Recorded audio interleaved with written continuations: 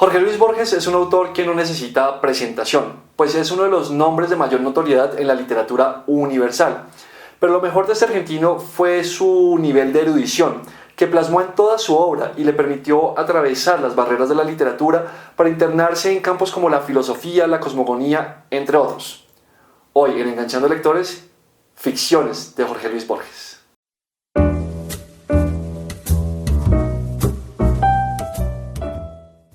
Ficciones es una recopilación de cuentos de Borges de 1956, o mejor podría decirse que es la prolongación de un libro de cuentos escrito previamente en 1941, El jardín de los senderos que se bifurcan. A este primer libro le adicionó otro grupo de cuentos más, que congregó bajo el nombre de Artificios, y así la suma de unos y otros resultó en Ficciones. Este libro presenta entonces dos secciones, cada una con su prólogo particular. El jardín de los senderos que se bifurcan es la primera sección y comprende los cuentos Tron Ugbar Orbis Tertius, acerca de una enciclopedia fantástica que al mejor estilo de nuestras antiguas enciclopedias pretende describir y abarcar todo el conocimiento acerca de un mundo fantástico. Esta enciclopedia, al parecer, fue creada por un grupo de eruditos con ansias de poner a prueba su cerebro y su imaginación por el puro placer de hacerlo. El acercamiento al Motacín nos habla acerca de un libro que lleva este nombre como título y de sus variaciones e interpretaciones en el tiempo. La historia narrada por este libro es acerca de una búsqueda introspectiva, al parecer representada simbólicamente en un viaje de nunca acabar. Pierre Menard, autor del Quijote. Este es uno de los cuentos más interesantes, pues nos cuenta la historia acerca de un hombre que reescribió el Quijote a partir de sus experiencias y consiguió hacerlo sin acudir al texto original. Es decir, que sus experiencias le permitieron tener las mismas ideas y plasmarlas por escrito de la misma forma que lo hizo el Manco de Lepanto. Es un cuento intrigante, pues nos invita a reflexionar acerca de la experiencia y de los resultados que podemos obtener a partir de ella. Las ruinas circulares. Aquí Borges nos cuenta acerca de un hombre que sueña a otro hombre, y cuando ya lo ha soñado del todo, lo siente como si fuera su hijo. Me parece que la intención del autor es señalarnos que el mundo de las ideas puede ser tan real como el mundo tangible, y que lo que a veces consideramos tangible puede no ser más que una mera ilusión. Este cuento me hizo pensar en una cita de Edgar Rice Burroughs en Tubia, doncella de Marte. Los eterealistas afirman que no existe tal cosa llamada materia, que todo es mente. Ellos dicen que ninguno de nosotros existe, excepto en la imaginación de sus prójimos, de no otra forma que una intangible e invisible mentalidad. Ahora todos sabemos que la mente es todo, no hay tal cosa como la sustancia, todo siendo creado de la insustancial materia del cerebro. Jafet Lotario, Tubia, doncella de Marte, Edgar Rice Burroughs, 1920. La Lotería de Babilonia. Este es un cuento que habla acerca de la vida y de la razón que hay detrás de las cosas que suceden durante ella.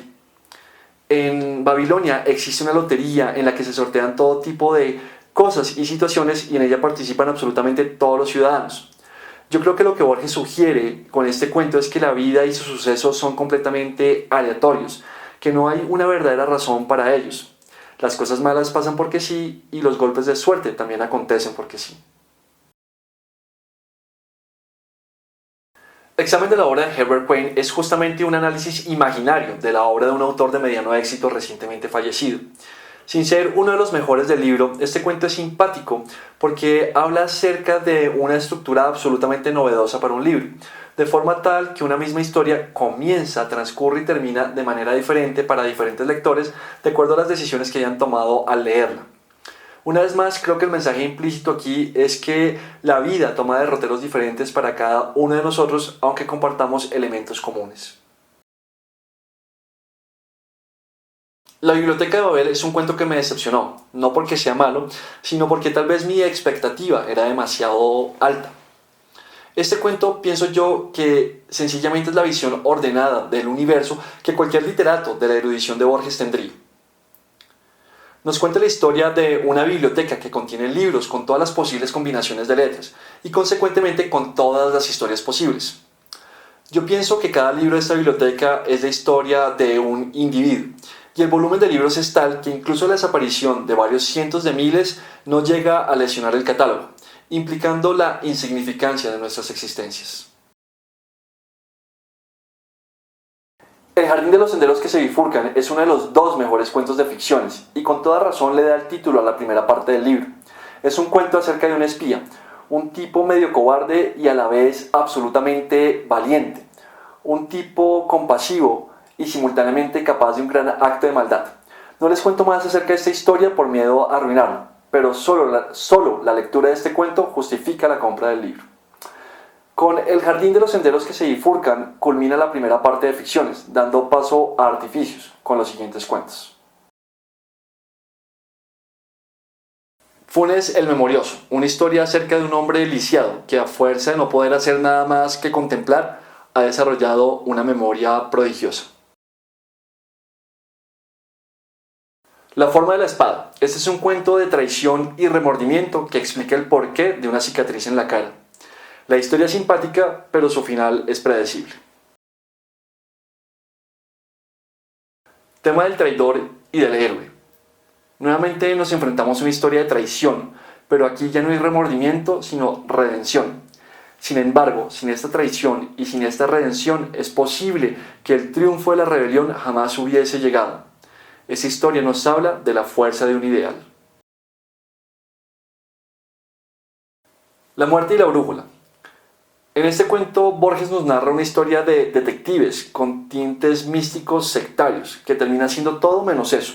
Es un buen cuento con un final más o menos inesperado. El milagro secreto, otro de mis cuentos favoritos de esta selección. Es la historia de un judío apresado por los nazis y condenado a muerte. El tipo le pide a Dios un año más de vida para escribir un libro. Un drama que lo realizaría como autor, que justificaría su existencia y la del mismo Dios. El milagro ocurre justo en el momento en que el pelotón de fusilamiento abre fuego. Tres versiones de Judas. Este es el otro gran cuento de ficciones. Puede que no sea más que un mero juego teológico, como el mismo autor lo describe en el texto. Sin embargo, todos los raciocinios esgrimidos por el protagonista de la historia hacen todo el sentido del caso. De aquí solo les puedo anticipar que la condición de hombre y la de libre de pecado son contradictorias, y que mientras que Jesús estaba casi que libre de pecado, Judas pecó con toda. El fin. Este cuento es una historia acerca de una disputa que necesita ser concluida y que será concluida de la peor manera, dejando ya sin propósito al vencedor. La secta del Fénix. Es un discernimiento acerca de una orden mística que existe entre nosotros desde tiempos inmemoriales. La verdad, no hay mucho que decir, y el cuento me pareció más bien flojo. El sur. Este relato nos cuenta la historia de un tipo que tiene una estancia en el sur de Argentina. Por cosas de la vida, por fin decide ir a la estancia, pero allí solo encontrará su destino. Flojongo este cuento. Una muy querida amiga me decía que no gustaba de Borges, porque le parecía extremadamente intelectual y académico. Debo decir que coincido con ella, no en que no me guste Borges, por el contrario, me pareció absolutamente interesante, pero efectivamente es extremadamente intelectual y académico. No soy experto en literatura, ni en Borges, ni pretendo serlo, pero evidentemente este señor está por encima del promedio de los escritores. Su erudición salta a la vista, su léxico es riquísimo, la forma en la que usa las palabras es sofisticada y sus temáticas son profundas. Consecuentemente, su literatura no es sencilla y tal vez no es para todos. Veo, en lo poco que acabo de conocer de su obra, una profunda preocupación por explicar el mundo, el origen del mismo, la irracionalidad e insignificancia de nuestra existencia, pero veo también una profunda preocupación por señalar la infinidad de posibilidades que puede ser una vida. Ahora, esto me suena mucho a postura existencialista, y por ahí leí que Borges despreciaba dicha corriente filosófica. Es posible que mi interpretación de su obra esté equivocada, y que en algunos años cuando relea estos cuentos mi postura sea diferente. Por lo pronto, los invito a que lean las ficciones de Jorge Luis Borges. Esto ha sido todo por hoy. Nos vemos en la próxima. Un abrazo.